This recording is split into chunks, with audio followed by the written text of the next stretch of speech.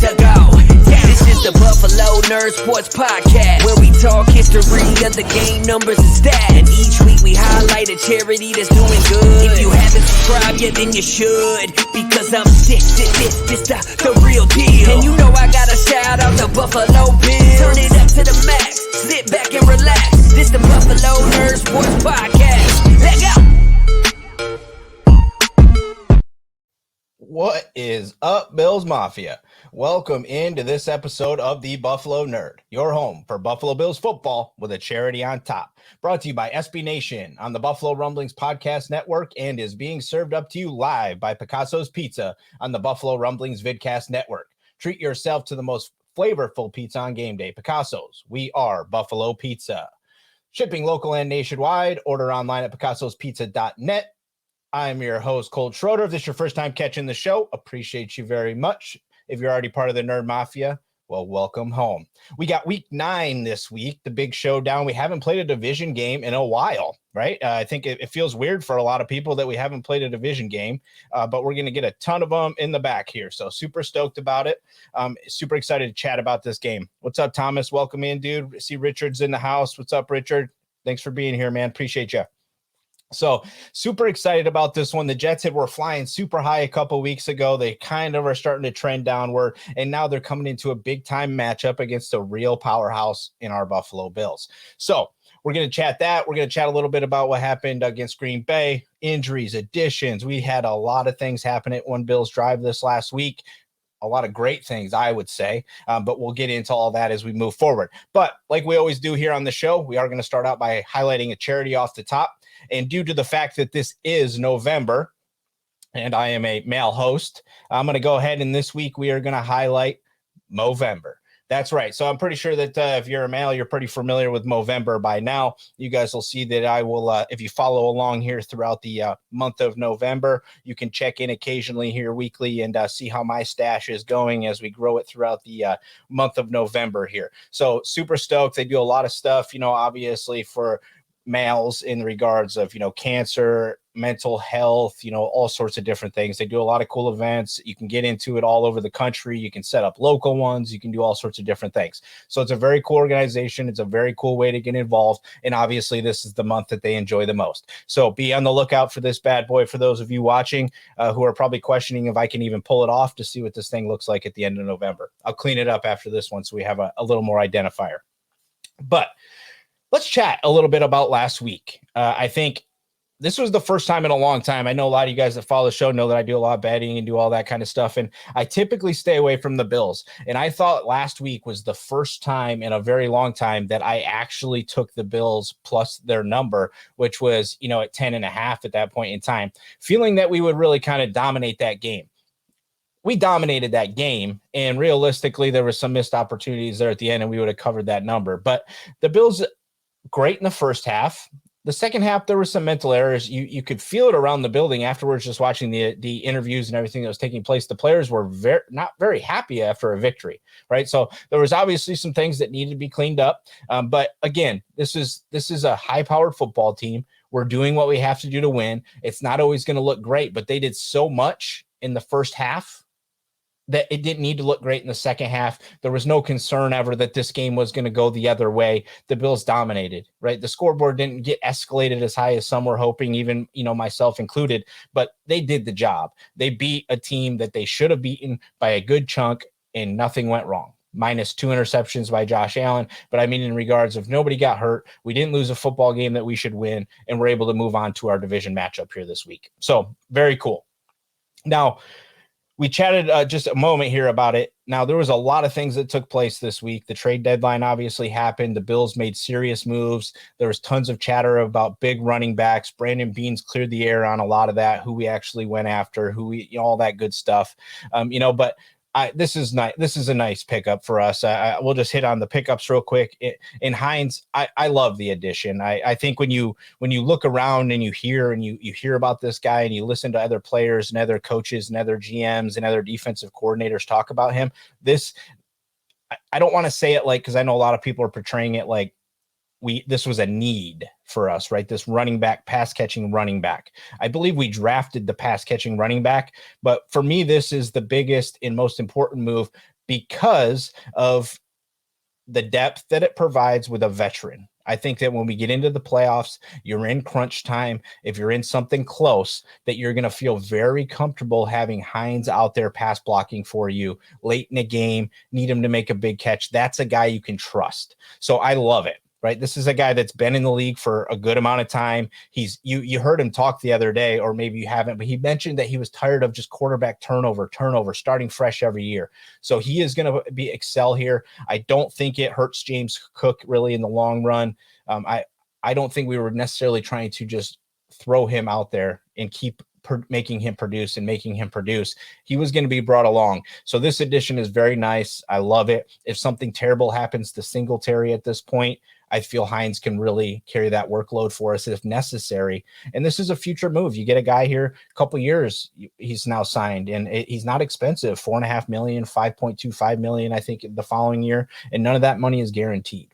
So it's a smooth move by Brandon Beane, I think. On the flip side of that, you give up a late round pick.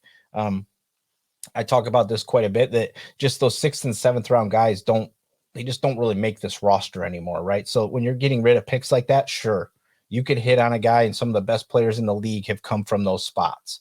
But right now, that's just not what's taking place with this roster. So giving up that pick, and Zach Moss, by all accounts, I think he's a great guy. I think everything that they were trying to do with him was the right idea. And I love the fresh start for him. Over there in Indianapolis, they're a run first kind of team. I think it's a good move for Zach Moss too. He gets a fresh start. We give up a very late pick, and we get a very productive running back who has been a very good returner. And for me, that's huge. I've talked about it on the show here recently, if I had the one thing that I feel like we're just missing, is I just think back to those Andre Roberts days where he just continually got us good field position, right? When we needed it, he would get it for us. And this team doesn't necessarily need it anymore. So having a guy that can get it for us, I think that just pushes us to where we're almost untouchable come playoffs when we're playing hardcore teams. So I love the addition. The Moss move, yeah, it's going to happen. You feel bad for the guy that it never worked out here. He's a great guy, but good luck in Indianapolis. He's probably going to pan out and have a nice run there. It's a good opportunity for him. So on the flip side of that, the other position everybody knew that was kind of needing to be addressed here was Jordan Poyer is injured. We've already lost Hyde. Johnson and Hamlin have looked very good. I don't have complaints about the way that they've played when they've had to step in. There was the big give up in the Miami game that probably would have never happened if we had our all pros out there. But if that's all we're able to come up with from these guys, I love it. But then we go out and we get Dean Marlowe. Dean, he's a family favorite, right? The team already loves him. He was here 18 to 20. Buffalo Bills Mafia loves him already. But the best part about it is he's been playing. He's been in the game. He's been playing at the level right now. So, and he knows the system. So this is a very nice, he could step in tomorrow. We'll see. I imagine they'll try to slow play him into this, but there's got to be strong belief that he's probably better than one of the other two guys, right? In my opinion. So I'm going to be curious to see how this plays out, but I love the move. I love you get a guy back. He knows the system, so you don't have to spend a lot of time on it. Awesome. He loves the locker room. Brandon Beane, he did exactly what I think we needed him to do, right? He quieted us by doing something, right? Nothing splashy like everybody was talking about and trying to make happen, and the Kamaras, and he confirmed there's some CMC chatter. Yeah, I mean, adding a piece like that, if you can go that far up, sure. But I believe that you're really hampering yourself in trying to build long-term here. And right now you have a winning formula, so you don't need to blow it up. So I love the little additions. The other one I want to hit on that we lost, it sucks a little bit, but this is a tough room right now, is Isaiah Hodgins. That him being cut, I like him, right? I thought that he was going to have a real opportunity for us. But on the good news for him is he went to the Giants. The Giants are banged up right now at wide receiver, super banged up. So the kid could not found himself a better opportunity. Now, he doesn't have Josh Allen throwing him the ball. He's got Daniel Jones, but he should be familiar with a lot of the scheme and what's taking place. So he should have a real opportunity here to shine. They've got a room over there that's been so wishy-washy that he could truly find his spot there, I think. So super happy for him. It sucks to lose him because you never want to lose the guys that have stuck around and you've been seeing them get better and get better and get better as we we want to build internally, but you see it, you feel bad about it, but you got to move on. So I mentioned it off the top. One of those moves there was because of Dean Marlowe, right? Let's see. Richard, chiming in, wishing Hodgins nothing but the best. That's right. Obviously, I mean, we love the kid. I think anybody that comes from Buffalo, even when they don't pan out here, right? We're not ill will hoping that something's not going to go well for them unless they've just somehow like completely been like a terrible person while in Buffalo, right? I think it's pretty easy to get along with the Bills Mafia as long as you're a good, human being. So appreciate it.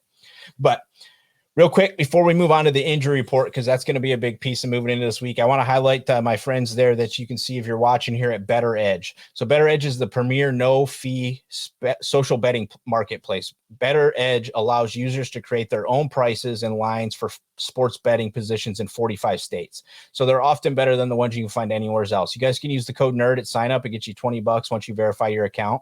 So you just head to betteredge.com/nerd. You get $20. The cool thing about it is if you like betting and stuff like that, it's not against Vegas books. It's against another human being that's out there in a different state.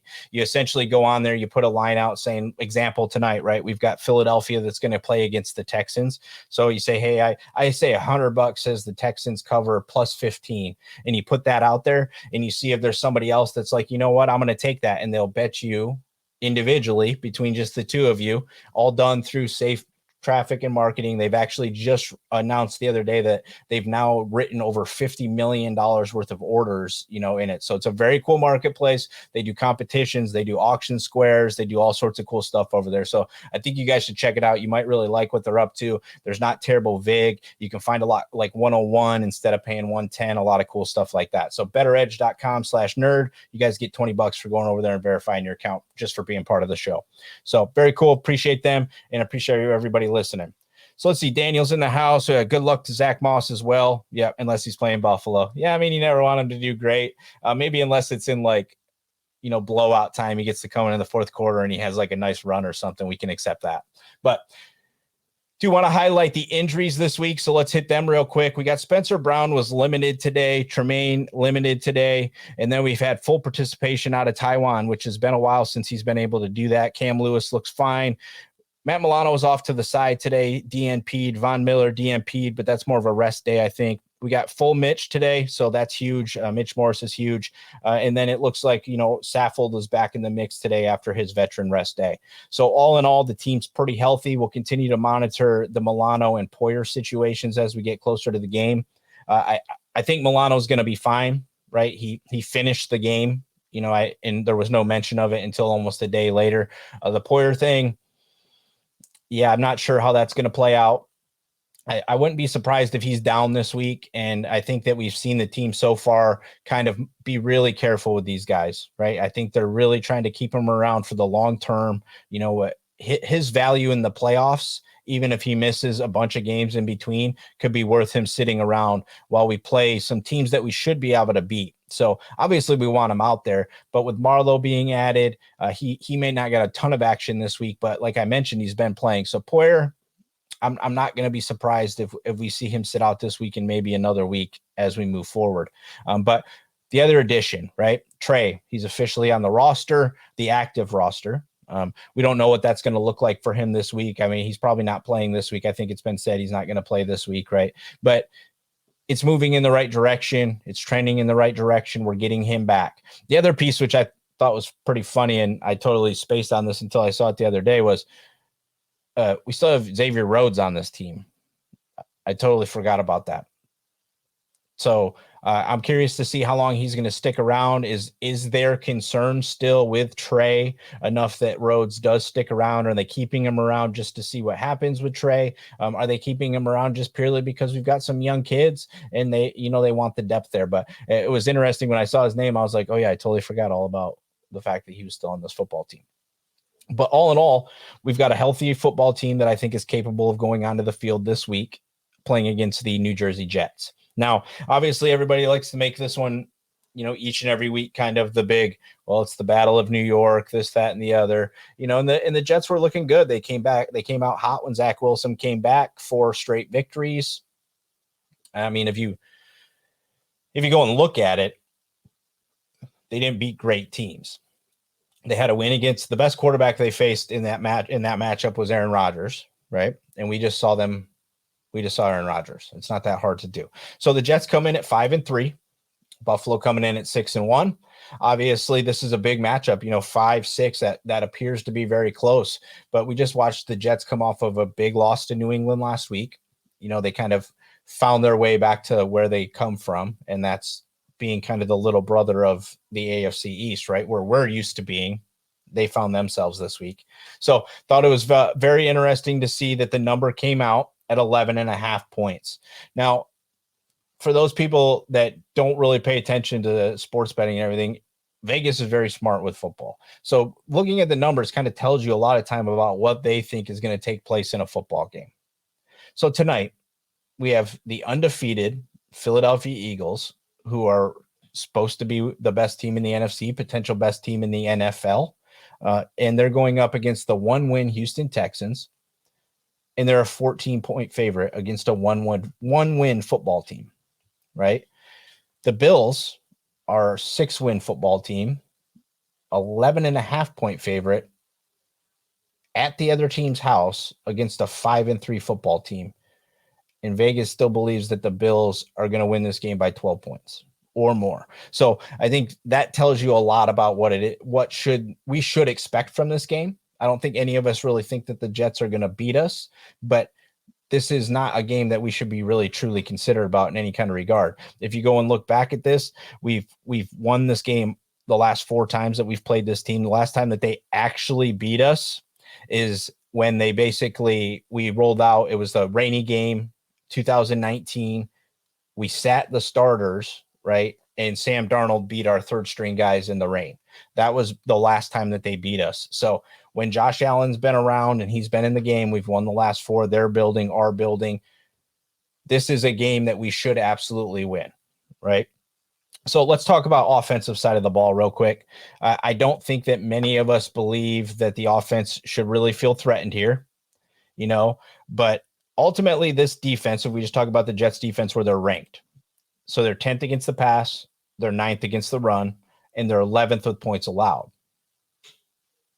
First look at that. That's pretty decent, right? I mean, there may be a little concern. Again, we mentioned who they've beaten, right? They have not had to play very tough teams. They beat Denver, but they beat Denver without Russell Wilson. They lost to New England last week. They beat Pittsburgh, and then they beat Green Bay. So they have not beat anybody exceptional.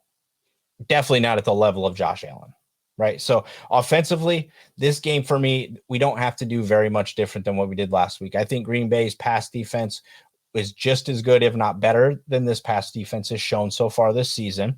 So we just have to be efficient. I think there was a couple bad errors that were made, late in the game, late in that second half where Allen admitted it, just a couple bad errors. If you get rid of those couple bad errors, which they happen, that was the first time we've really seen him since maybe the Miami game. He's really been clean. So I don't think we really should be worried about that. And this was a game that if you take away those 2 errors against Green Bay, we probably get up into the 40 range, right? So the Jets offensively, just keep the efficiency, keep Devin Singletary going. Spencer Brown, we'll see, he's back limited. It'll be interesting to see if we decide if he's good enough to roll him back out to the tackle position, or if we're going to go with Quisenberry. I mean, he's been in there for a couple games now. He's looked good. He's a good player, right? When you want depth, that's the kind of depth you want. So it'll be interesting to see how that works out. But I think you just basically come in efficient, keep doing what you're doing, run the football, pass the ball. They give up more yards through the air than they do on the ground.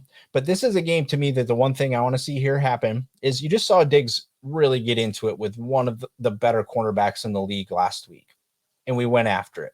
We let Diggs eat and we kept him going. We absolutely have to do this. Sauce Gardner, he's looked very good so far, but we got to go after the sauce.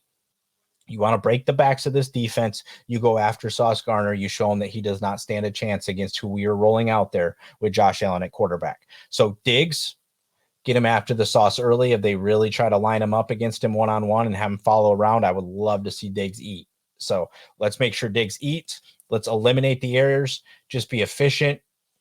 Singletary in the game. Hines, I'm sure, is going to get to see some action this week. I'm really curious to see some of these lineups where he's going to go, because he can line up in the slot. They've already talked about packages where he could be on the field with Cook and Singletary, right? So this is intriguing stuff to see kind of what's going to take place here.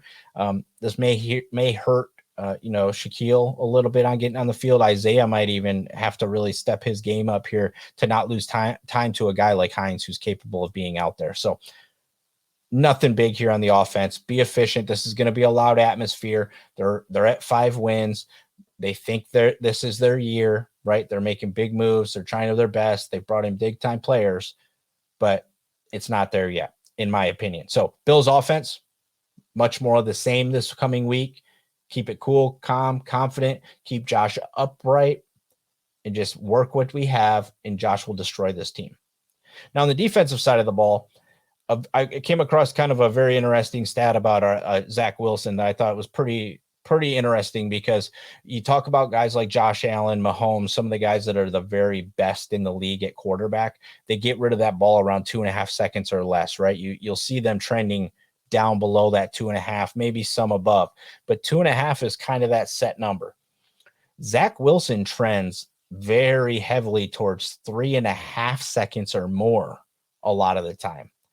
So defensively, their offense is 14th as far as passing and 20th as far as rushing, and they put up about 18 points a game as far as this offense goes. But when he holds the ball for more than 3.5 seconds at a time, out of 41 times that he's done that so far this season, he's completed 4 passes. Now, typically, you think of that number, if you give the quarterback more time, what should happen? You give Josh Allen 3.5 seconds every time to throw the ball, what do you think is going to happen? His completion percentage will probably be 9,000, right? Like, I mean, you're talking about like very, very specific that's the window when most people coverage breaks down and quarterbacks excel. He does the exact opposite. He cannot do well the longer he holds onto the ball, which is very interesting because our defense, Von Miller, doesn't take 3.5 seconds to get there. Right. So it's going to be interesting to see what plays out with this game. If they do protect and he does have to hold on to the ball longer, it's not going to necessarily be a bad thing based on the numbers, but will they really try to get that ball out quick, which he's not great at either. Right. So he did all right last week, but he threw 3 interceptions against New England. I think that when you give him a defense that moves things around, disguises things around without moving pieces, he struggles. And that's exactly what this defense is. Right. The Buffalo Bills defense can line up in all sorts of different looks and do all sorts of different things. So I'm very curious to see how well we can do against Zach Wilson this week, because it's definitely not Aaron Rodgers, but we just kept Aaron Rodgers very much in check with not a great wide receiver crew. Zach Wilson he has high quality players if you look at their draft stock, but they haven't been producing. Garrett Wilson, I like the kid. I think he might actually be all right, but he needs somebody different than Zach Wilson throwing him the ball. Elijah Moore, they just can't figure out the situation with him, and he could be a very productive player, and they just can't seem to get it figured out. Tyler Conklin, he's been playing well to tight end position, but these are not like killers that we should be worried about. I mean, we lined these rookie cornerbacks up against Tyreek Hill and Jalen Waddle. So this is not like a team that you should be overly concerned about, as far as the defensive side of the ball. Right. And see, Daniel chimes in here. A good QB with 3.5 seconds would feast on the defense. Right. I mean, that's the weird thing about this, is that he really struggles in that atmosphere, which should tell you a lot, I think, about what he is as a quarterback and what he can be.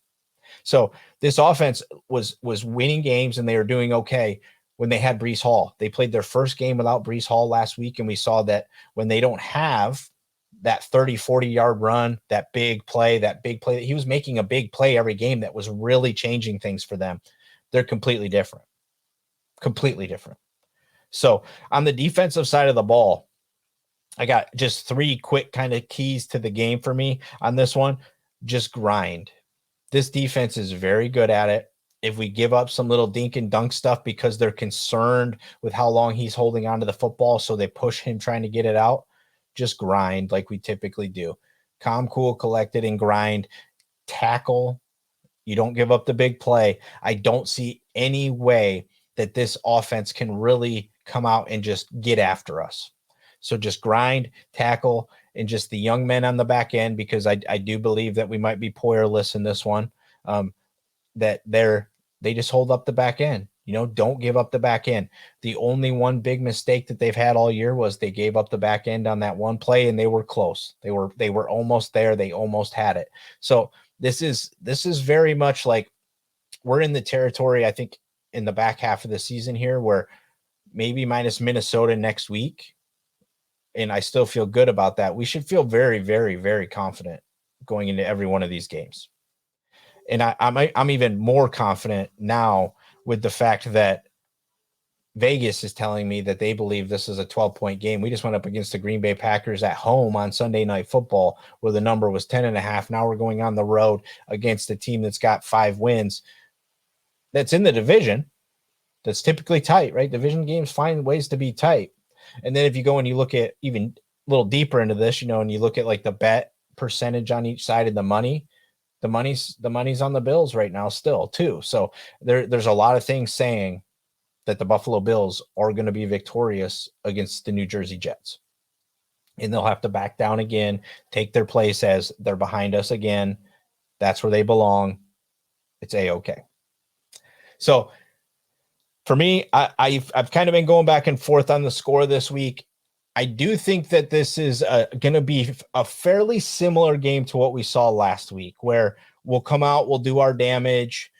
Not that we'll have errors in the second half, but we're not going to be as like big and aggressive in the back half. So I'm going to call that. I'm saying about 34-17 in this one. And I'm not going to be completely stunned if they score less than that. I do believe that they're going to struggle. I really do believe that they are going to struggle against this defense, and they may not even get in the end zone, but they throw the ball a lot. They do have a few playmakers. If you make one wrong move here, you make one wrong move there.